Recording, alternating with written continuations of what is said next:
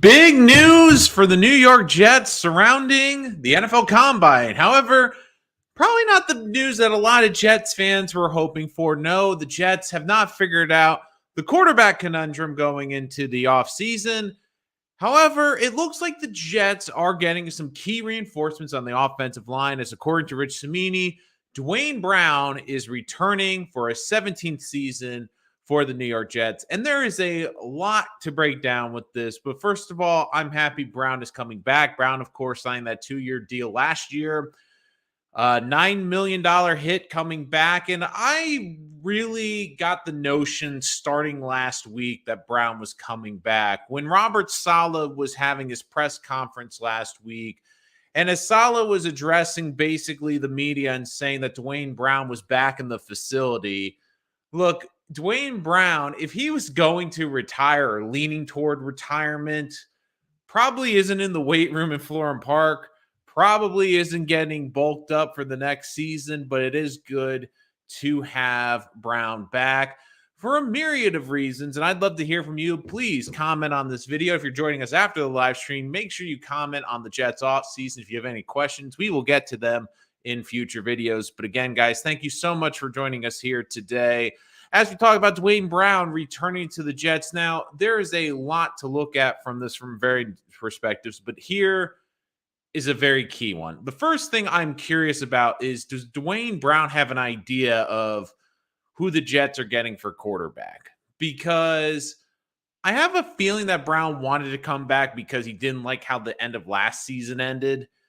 But I also don't think Duane Brown's coming back if he feels the quarterback situation isn't at least going to give the chance to compete. And I feel like the Jets have pretty much assured him that it's either going to be Aaron Rodgers or Derek Carr under center. Now, of course, we have to wait to see what happens. But Brown coming back does a couple of key things for this Jets, and especially the offensive line. Now, I know a lot of people don't think Duane Brown should be the starting left tackle to start the season. And if I'm honest, if you're planning on Duane Brown being the 17-game starter next season, I don't exactly love that plan. But what Brown brings to the table is a reliable offensive lineman. And when you saw him healthy last year in weeks 4 and 5, he looked like he could still play. He looked still like a solid left tackle. And seeing how he gutted through the entire season with that injury really impressed me. He's got a great influence in this locker room. The guys really love him. And I do think it does impact what the Jets could do in free agency in the draft. Now, we have seen the photos coming out of Mekhi Becton looking like he's in the best shape of his life. I think what the Jets are likely going to do now, I don't know if they're going to do this, but I think what the Jets could do in the draft is still draft the left tackle or a prospect that they like at left tackle at number 13, maybe even trade up. But having Brown gives you some backup, like in case that tackle struggles, you have someone to go to. And also, maybe Brown's the starter day one and you ease that young left tackle into the position, because the Jets offensive line has a lot of questions. Now, I do think you have 3 players that have proven that when they're healthy, key quotes, are starting caliber tackles between Brown, Becton, and Mitchell. Now, each all has a certain amount of baggage. For Brown, you're wondering about the durability and the age. Mekhi Becton's obviously the durability. And Mitchell is a bit of the durability as well, because let's face it, the Jets cannot afford to have significant injuries on the offensive line. But I was thinking this too, is does Brown give the Jets a little bit of a buffer now at 13? Because maybe this signing also shows us that while there are clear-cut top offensive linemen in this draft, maybe Joe Douglas and Robert Saleh and the front office is looking at this draft going, yes, there are 3 top tackles basically in this draft, but the way we view them, we don't really view them as top 15 players at the 13th pick or worth going up to get. And what we would rather do potentially is get someone in the second round, maybe like a Blake Freeland, who had a great combine today. Maybe a tackle in round 2 where maybe they don't start right away, but they can be eased into a tackle position and developed into a tackle position. I also am curious to see how they address the center position. Maybe the Jets now use that second round pick on a center. It gives the Jets a little bit more flexibility on the offensive line. I still would love to see this team get a tackle. I still would love to see this team be aggressive. But even if we play the hypotheticals, if the Jets, let's say, hypothetically trade the second round pick for Aaron Rodgers, let's throw that as a hypothetical. The 13th pick now all of a sudden could be even more valuable to the Jets because they can do a couple things. First things, they can obviously trade back and recoup some of those assets. Maybe there's someone at 13 they don't love, but I think there's really going to be a run on quarterbacks in the top 3. I think 3 or 4 are going to go in the top 10. I really, truly believe this. So then the question becomes, does one of those top players slip to the Jets? Now, I don't think Jalen Carter slips to the Jets. I don't think William Anderson slips to the Jets. But could a guy like Tyree Wilson, who's the edge from Texas Tech, and I know what people are going to say, well, the Jets already have an edge they drafted last year. But this team's also proven they love pass rushers. Do they love someone like a Miles Murphy, another edge rusher? I personally wouldn't love this, but it is clear that the Jets are meeting with Brian Branch, the safety from Alabama. He said the meetings went well today. This weekend. That could be someone that the Jets are looking at. And at 13, who knows? Maybe they might look at a receiver. Maybe they like Jalen Hyatt from Tennessee. Maybe they really love Michael Mayer. I doubt they will go tight end at that point because they've already spent a bunch on tight ends last season. Maybe they like a Quentin Johnston. At 13, I could see the Jets, especially if, let's say, one of the quarterbacks falls, propel back a couple spots, pick up a later draft pick. That could be a strategy to this Jets draft where maybe they look at this draft as, okay, maybe it doesn't have the top tier talent that last year's draft class had, but the sweet spot in this draft are picks 15 through 50. And if we can recoup and get a couple picks back in there, that will be our strength. So the Jets, this gives them a lot more flexibility where if Brown retired, it changes the dynamic of this offensive line because not only do the Jets have to then go out and either find a tackle in free agency, and they still could go and get a tackle. For all we know, Duane Brown is just a really luxurious insurance policy. And the way the offensive line went last year, an insurance policy wouldn't be the worst thing in the world. But the Jets go out and sign a big name tackle in free agency. Then all of a sudden you're like, okay, then I maybe not mind trying Mekhi Becton out left tackle. And if he fails, at least you have Duane Brown. At least the Jets would have solid options there. Where if Brown retires, I feel like the Jets are almost forced at 13, no matter what, even if they don't love a tackle prospect, to take one because you need to get someone to start on this offensive line. And the way the Jets are approaching this, I don't know if this is because they have inside information, but they seem confident that they know one or two of the quarterbacks that they're getting at this point. And I feel like Duane Brown doesn't come back unless he has an idea. I don't think Duane Brown comes back if the Jets are starting like a Jacoby Brissett or a Ryan Tannehill from free agency. I don't think that's going to happen. Now, he also probably doesn't want to leave $9 million on the table. That's also a nice little chunk of change that I don't think he's going to want to give up that easily.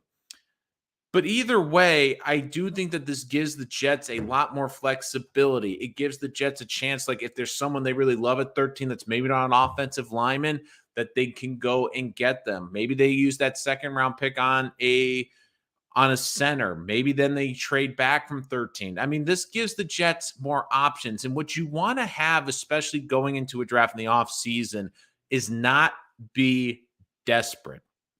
We see the Jets are desperate at quarterback. And we know that's going to cost them, whether it's money in free agency or draft capital for Aaron Rodgers. But on the rest of this roster, the Jets, while there's positions you want to upgrade, you don't feel like they're desperate and they need to overpay all of a sudden. I still think you're going to see a valid investment on the offensive line, whether it's through free agency, whether it's through the draft. And look, Joe Douglas has drafted an offensive lineman in every single draft he's had. And in 2 of the 3 drafts, he's drafted 2 offensive linemen. So even if the Jets sign someone in free agency and Duane Brown comes back, I still will not throw it past the Jets draft an offensive lineman, whether it's a tackle or an interior offensive lineman. But overall, I think that this is a really good piece of news for the Jets because, Yes, I know there will be some fans that will complain about the cap hit. Yes, I understand that fans will be looking at this saying Duane Brown didn't play well down the stretch, despite playing with the shoulder that most people, they kept saying, look, most people would have just taken their ball and gone home. They would have said, I'm done. I'm on IR for the rest of the year and I'm collecting my checks. But Duane Brown went out there and battled. And I do think that rubbed off on his teammates. And if the worst case scenario is Duane Brown has to start at left tackle next year, but has a rookie behind him that the Jets are grooming, I wouldn't love it, but I do think the Jets could do a lot worse on the offensive line.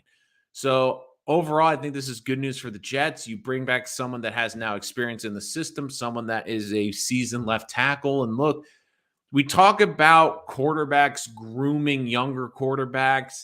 If the Jets do decide to go into the left tackle the market, if they do decide to go out there and draft someone, and it doesn't even have sorry, it doesn't even have to be in the first round. We talk about the first round offensive tackles, but there's some ones that you can maybe see the Jets looking at in round 2, maybe trading up to get someone in round 2, depending on what picks they have to go for a quarterback. Darnell Wright had a really impressive Senior Bowl. Could he be sitting there from Tennessee, the tackle there, be sitting there on day 2? Could we see someone could we see like Blake Freeland sitting there? Could we see Dewan Jones sitting there? I mean, there's a couple of tackles that I think could be sitting there in the top of round 2 that the Jets maybe really like. But the thing is, they don't think that they're ready to come in right away and that they need to be groomed into the situation. And I think Duane Brown is a good bridge. And look, at the very worst, I think Duane Brown is a solid offensive tackle. I don't think he's a great left tackle anymore, but he is a startable, passable left tackle. And if you can get Pro Bowl play out of Tomlinson, hopefully, if you get Elijah Vera Tucker back in a position where I think he has all pro potential, if you can get serviceable play out of the right tackle position between Becton and Mitchell, and you add a center to this mix, I think the Jets have a very good offensive line. Maybe not a top 5 unit, but probably one of the top end units or top half units in the league.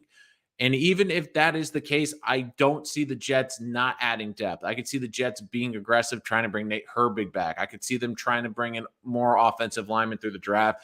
Even though this might not seem like a big deal, I do think that this helps this Jet front offense not get desperate to find tackle or tackle replacements.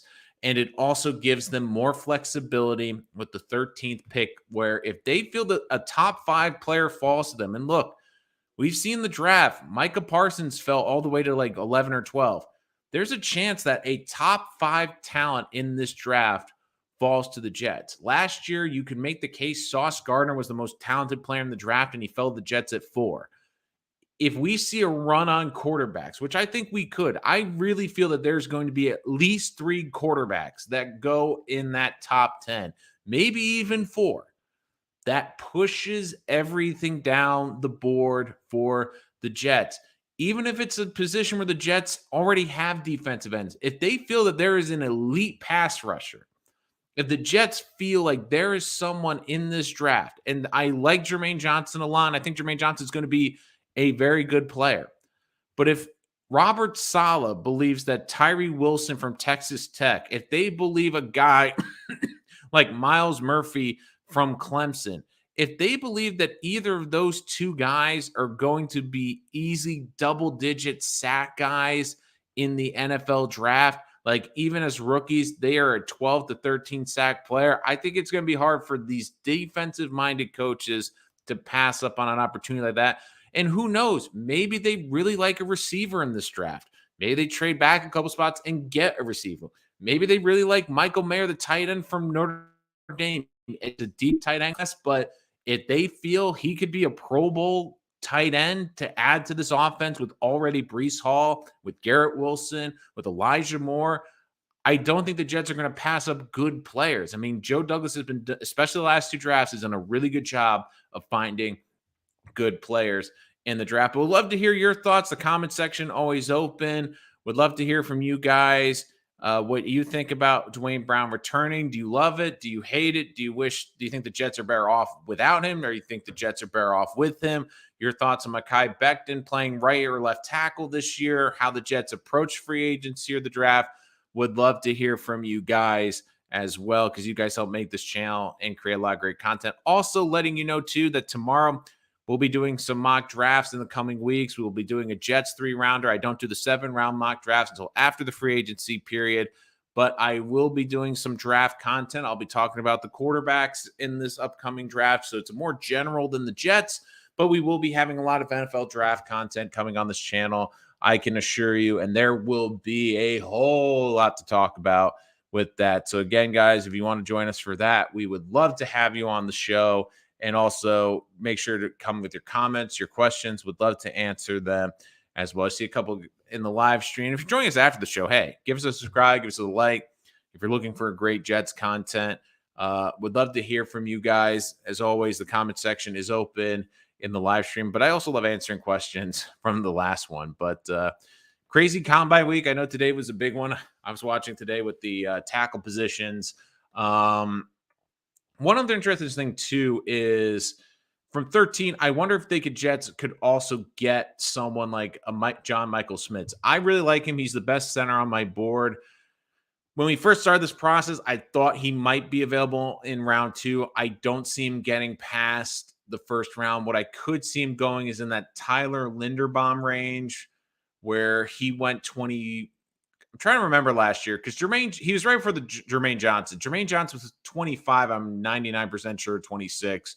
The pick before was Linderbaum. Now, I think Linderbaum's a better prospect coming out, but if the Jets could get a good starting center, especially in the 20s in the first round, I think that would be great. And look, if the Jets can really improve the interior of the offensive line, it only helps the tackle position.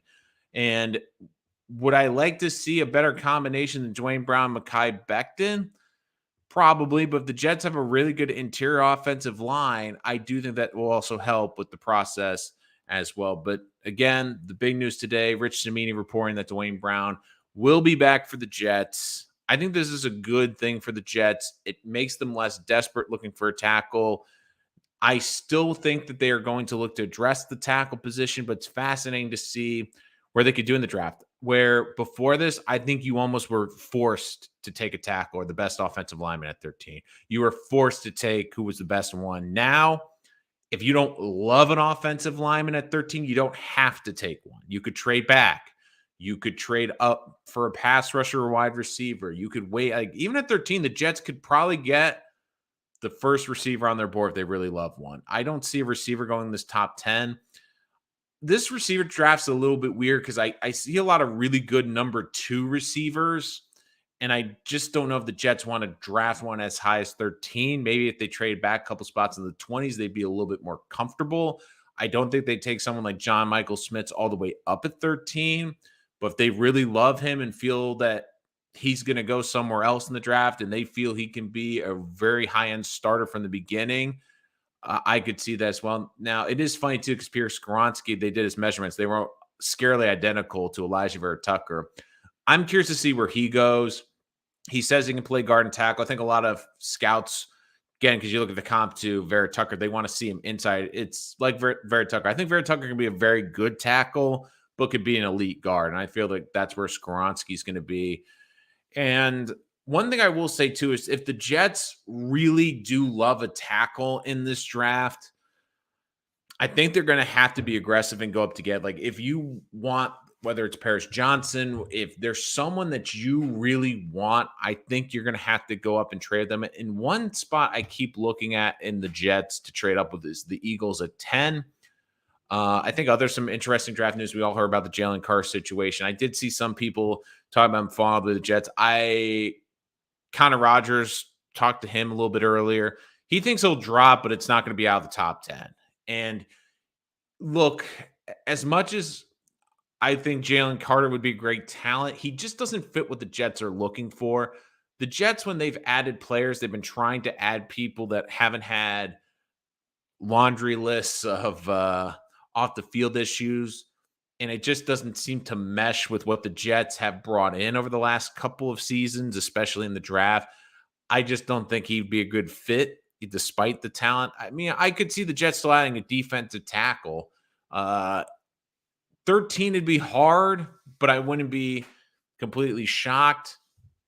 But again, guys, if you are just joining us here in the live stream, you have any comments or questions about the Duane Brown coming back, would love to hear from you about that. But again, that was scored by Rich Smitty earlier. And we will, of course, have more NFL draft content later this week. But just wanted to give you this update today. I think it's a good move. I think it's good for the Jets. It makes them less desperate.